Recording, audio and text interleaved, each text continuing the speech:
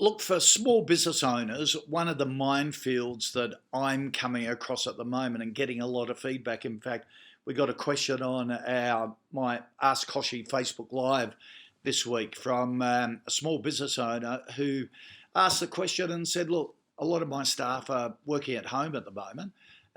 What are my responsibilities as an employer for staff working at home?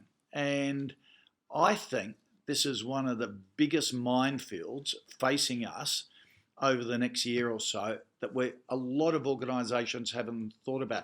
They've thought about the benefits of everyone working at home, staff saying, yeah, I love the flexibility of working at home, I don't have the commute.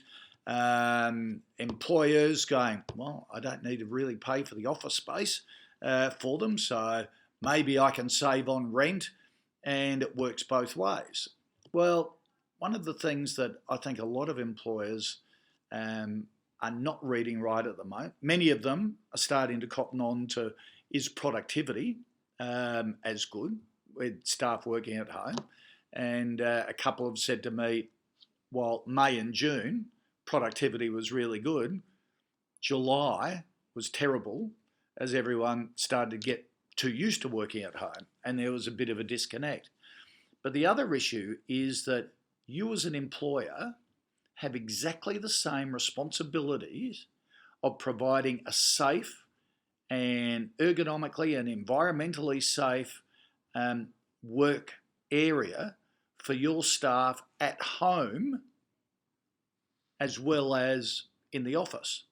If you've required them to work at home, you actually have an obligation to make sure their work environment at home is as safe and from a safety point of view and also a health point of view as it is at work. You're obliged to know where they're working at home and to ensure they have the same resources, whether it be technology, whether it be ergonomically designed desks or whatever, to that they have at work. And also, if they injure themselves at home, you could be responsible as well. We had a lawyer contact us, a workplace lawyer contact us earlier in the week and saying he cannot believe how naive Australian employers are to their responsibilities for staff at home. There have been actual judgments in Australian courts finding that employers were liable for compensation for acts of domestic violence because they exposed their employee to increased risk by wanting them to work at home. So this is something you've got to think about carefully. Because you shove your staff out to working at home doesn't mean you brush your hands and go, right, I've got no obligations to them like I do at work. That is not the case.